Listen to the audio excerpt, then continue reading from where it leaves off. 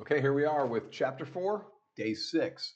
Now, today I'm going to use the I Love My Geek Google page because unfortunately, the one item we're going to talk about here under the Q&A or FAQs, the Q&A section, I don't have that available on my Google listing. Now, they change these icons based on the type of business that you are. So, since I Love My Geek is a brick and mortar computer store with a physical location, they do have the Q&A option here. So when we click on that, what you'll see is people can leave questions and anybody really can answer them. If you go to our Google business page, I'm going to do it as a in private window so that it doesn't have my account logged in, and I look up I Love My Geek.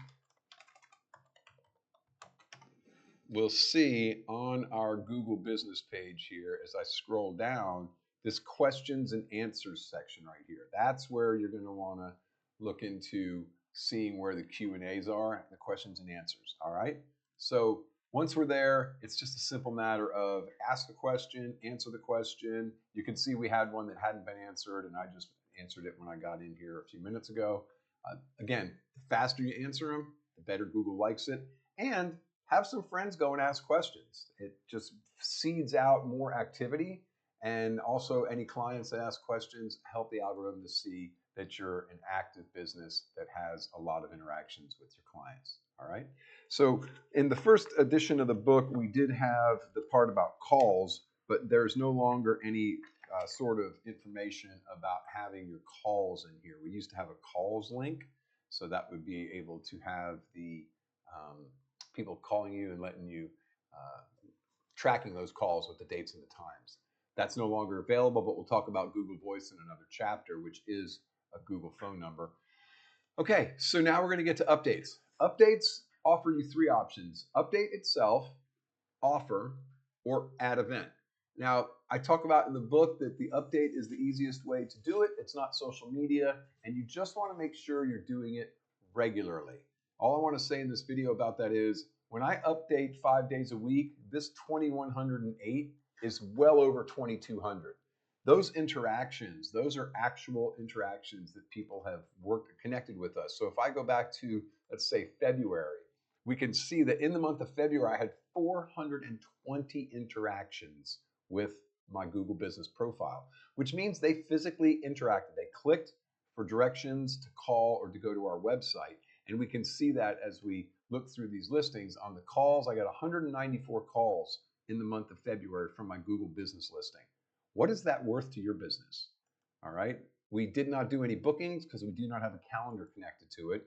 There was 80 people asked for directions because we do have a brick and mortar, and 146 website clicks. So that's really big for us to see that we know the value of each of those customers, and to see that many customers from our free Google business listing is incredible. Now, when you click here to update, you're going to add an update, and I talked about doing this. Remember, you got 1,500 characters for the description. Remember what we said about the description, and always, always, always give people the option to click a button, even if it's just to call now, and it'll have your phone number listed. All right, simple, simple way to do it. But I can tell you that I have not posted in 7 days. You can see here 7 days ago, and our numbers are showing it. We're down over 100 interactions in 7 days. Now that 2108 is a 6-month period.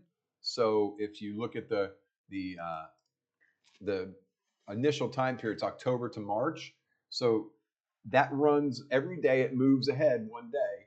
So that 1 week of me not posting, we've dropped off that much in 1 week, and that's exactly how it happens. So make sure that you stay on top of putting up your updates, as I will. And we have a whole Facebook group with that, with a reminder text that we can send you. And if you're interested, I'll leave the information on the webpage with these videos. Okay. So the only other thing that we need to talk about today, I believe, is the other two updates. You can add an event or an offer. So if you have a sale coming up, you want to put that in there, put the price, the more specific, the better. Same thing with your event. If you have an event coming up, put the event in here, give people all the information that you can. and Google will share that with your raving fans or your soon to be raving fans. Okay, that's the end of day number 6, chapter 4, and we will be talking to you tomorrow for day number 7.